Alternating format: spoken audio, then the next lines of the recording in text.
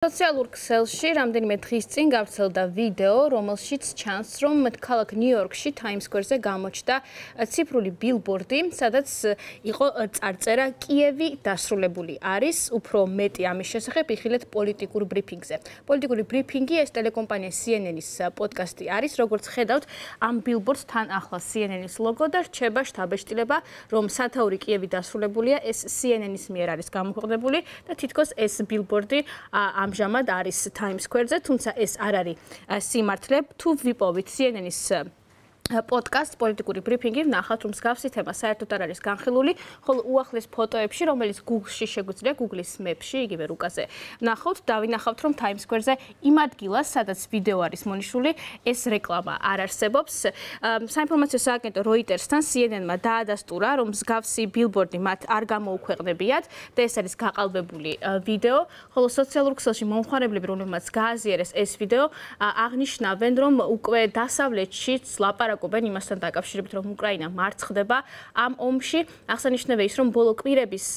განმავლობაში განსაკუთრებულად რუსული დეზინფორმაციის ნარატივი აკეთებს აქცენტს იმასთან დაკავშირებით, რომ უკრაინა მარცხდება ამ ომში და ამას თითქოს უკვე აღიარებენ დასავლეთში და დასავლური მედიაც ღიად ლაპარაკობს ამის შესახებ. მაგალითად, ახლახან გამოაქვეყნეს სატირული ჟურნალი, რომელიც არის თითქოს ინდური ჟურნალი,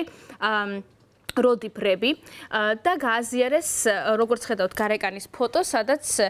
ჩანს ნაძვისხის სათამაშო, როგორც ხედავთ, არის უკრაინის დროშის სფეროში და ის არის დამსხვრეული, ხოლო სათაურად, გარეკანის სათაური არის უკრაინის ტრაგიკული პერსპექტივა 2024